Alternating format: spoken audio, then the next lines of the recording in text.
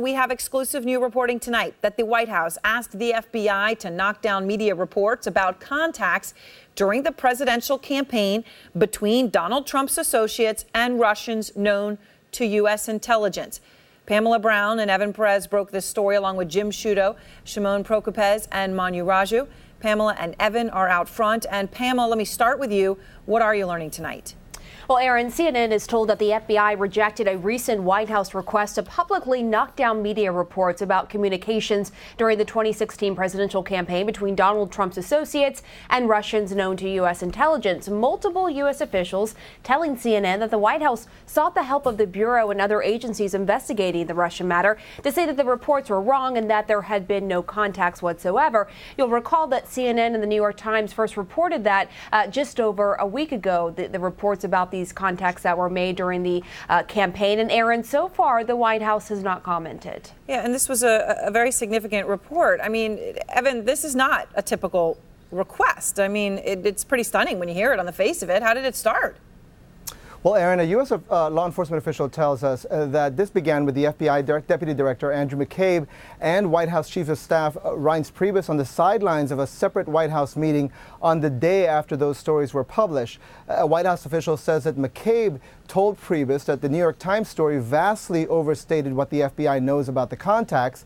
The White House official says that Priebus later reached out again to McCabe and to the FBI Director James Comey, asking for the FBI to at least talk to reporters on background to dispute the stories.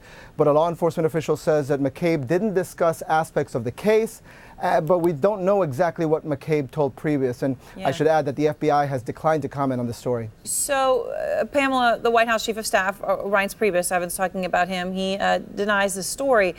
This is what he said on Fox News Sunday earlier this week. The New York Times last week put out an article with no direct sources that said that the Trump campaign had constant contacts with Russian spies. Basically, some treasonous type accusations. We have now all kinds of people looking into this. I can assure you, and I've been approved to say this, that the top levels of the intelligence community have assured me that that story is not only inaccurate, but it's grossly overstated, and it was wrong, and there's nothing to it. So, Pamela, is the investigation still going on?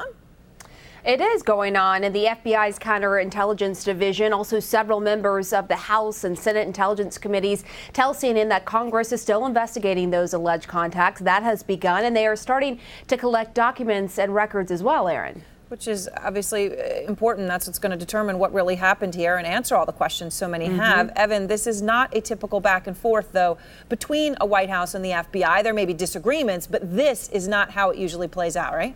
That's right, Aaron. The communication between the White House and the FBI is unusual because of a decade-old restriction on such contacts. Now, the request from the White House is technically a violation of these procedures that were meant to limit communications with the FBI on pending investigations. Now, the Trump administration's efforts to press Comey to run contrary to Justice Department procedure memos that were issued in 2007 and 2009 that limit direct communications on pending investigations between the White House and the FBI.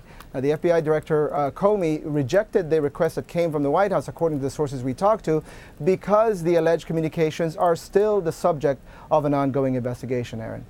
All right. Thank you both very much.